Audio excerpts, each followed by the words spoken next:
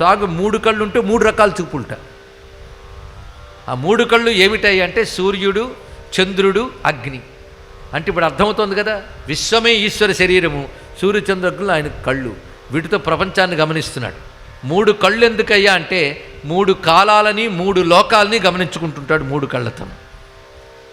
అంతేకాదు ఆ 3 కళ్ళు మనకు కావాల్సినవే. అగ్ని, సూర్య, చంద్ర, ఈ ముగ్గురులో ఎవరు కావాలి మనకి? 3 కావాలి, లేకపోతే కాలం నడవదు, బ్రతుకు నడవదు.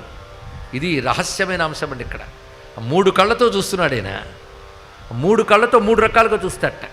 భగవద్గీతలో కృష్ణుడు మాట చెప్తాడు, యదాదిత్యగతం తేజో జగద్భాసయతే అఖిలం యచ్చంద్రమసి యచ్చాగ్నౌ తత్తేజో విద్ధి మామకం.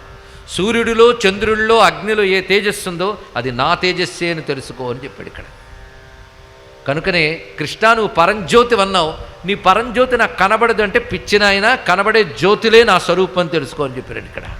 కానీ సూర్యుడు, చంద్రుడు, అగ్ని మీరు నేను రగిల్చినవి కావు, అందులో ప్రకాశించే జ్యోతి పరమేశ్వరుడు ఇక్కడ, అది స్వయం జ్యోతి.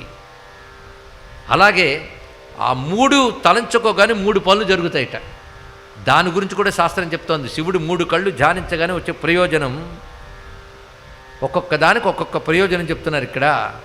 అందులో ప్రధానంగా ఆప్యాయన స్తమోహంత విద్యయా దోషదాహ కృత్.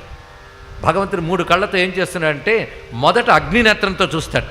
ప్రార్థించిన వెంటనే అగ్నినేత్రం ఏం చేస్తుందంటే మనలో ఉన్న పాపాలన్నిటి దగ్ధం చేస్తుందండి. ఎందుకంటే లోపల దోషాలు పోతే కానీ జ్ఞానం కూడా రాదు, గుర్తుపెట్టుకోండి ఇక్కడ.